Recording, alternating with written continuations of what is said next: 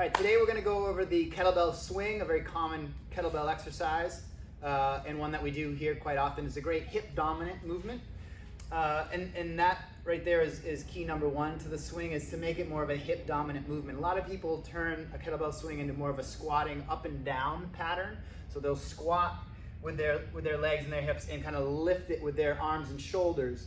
But we don't want to turn this into a up and down pattern. We want to turn it more into a back and forth. So it's a hip pattern where we're going to drive our hips back. I think I always like the cue, like I first learned it from Tony Gentlecore, where he's going to shut the car door with your butt. So you're going to sit your hips back, okay?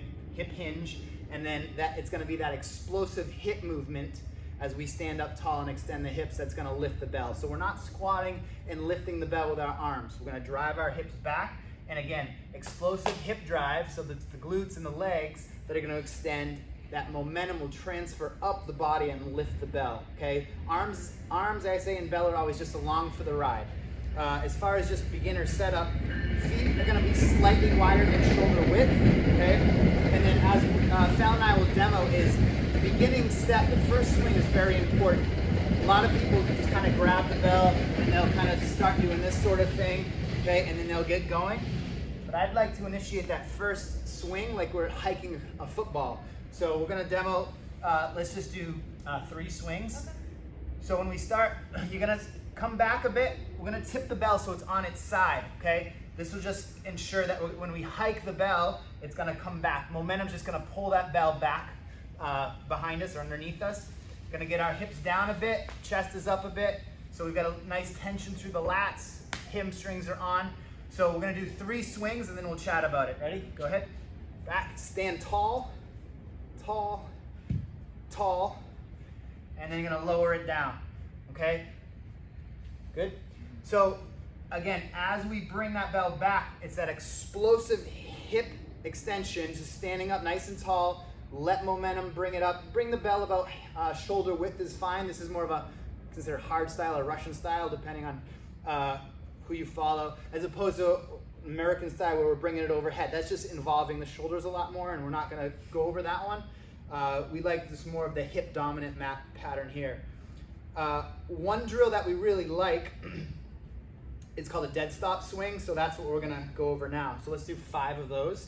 So the dead stop swing just goes over the first part of that movement, really just initiating that hike pattern, that explosive hip drive, and then resetting every rep. So we're just starting from the beginning every rep.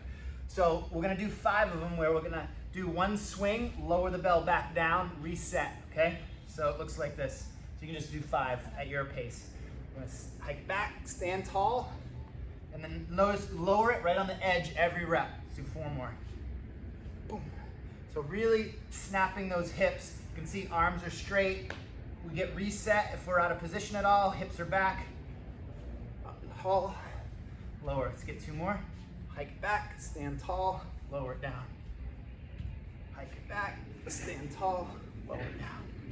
And then you can see at the top, I'm not lifting with the arms or shoulders at all. It's really that hip drive. That's an important thing we want to drive home. As far as the swing itself, probably the most common error, other than the squatting error, that's error number 1 we see the most. The second one is the bell path itself. A lot of people will swing it too low. So if I were to show a bad one, if I show this way, and once I start swinging the bell, if I let that bell path really go really low, you can see it's hard for me to kind of keep a healthier spine position. So there's a couple cues out there. One is called attack the zipper, which sounds a little funny, but if you think about what's happening, if we attack the zipper, just keep it closer to the groin. It helps keep the bell closer to the body. Another one I like is you want to create a triangle with your groin and your knees, okay? And you want to put the bell in the triangle. Hat tip to Cliff Harsky on that one. So we're putting the bell in the triangle. Brought a couple of cones. If you're a taller person, you can certainly use something a little higher, foam roller. But for us, cone works fine. So I'll know that if I hit the bell to the cone, I've gone too low. So an easy one is just don't let the bell path go too far below the knees. Okay, so we'll show, let's do 5 regular swings. Okay, 5 swings. Okay, snap, standing tall, snapping those hips. Okay, if I go too low with my bell path, I'm gonna hit see I hit the cone, right? The bell went below my knee line. It was outside of the triangle. So that, again, that's a good one if you see someone or if yourself are having a hard time keeping it tighter. Just put something here, a cone,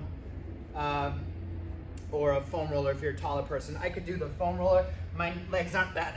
I really got to keep it tight here. That might be a little too high for my little legs, but you get the idea. So that's the basics of the kettlebell swing. Again, we wanted just to emphasize those two common errors we see. One, the squatting, and then the second one is the bell path itself.